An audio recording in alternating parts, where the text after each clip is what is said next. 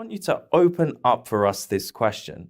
I want you to first open up for us what the academic discussion surrounding the resurrection really is about. I think most of our audience would think, well, the New Testament scholars, they're just Christians who are propping up their own beliefs with perhaps spurious academic vanity. But is that actually what's happening? What is this academic field that you're in? Actually, that attitude is very naive and shows that these folks do not have much familiarity with the discipline of theology. Since the rise of classical liberal theology in the late 1800s, the most severe critics of Christian theism have been within the church, within the guild of theologians.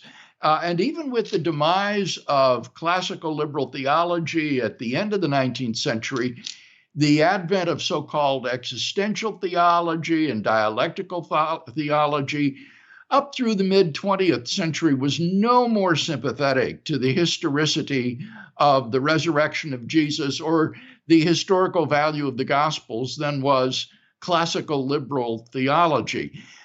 But what has happened over the last half century or so has been a dramatic revolution within the field of New Testament studies, partly spurred on by the so-called Jewish reclamation of Jesus, as scholars came to realize that the proper background for understanding Jesus of Nazareth was not, as previously thought, Greco-Roman pagan mythology.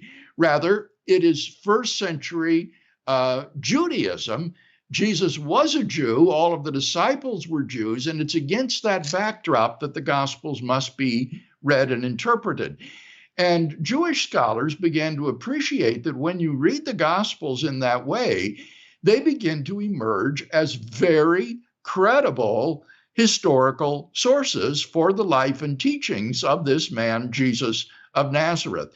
And so it is simply not the case that New Testament scholars have been biased and are just cheap apologists trying to shore up their faith. Rather, it has been the force of the evidence that has wrought a very profound revolution within historical Jesus scholarship today, so that once again, the Gospels are viewed as valuable historical sources for the life and teachings of Jesus.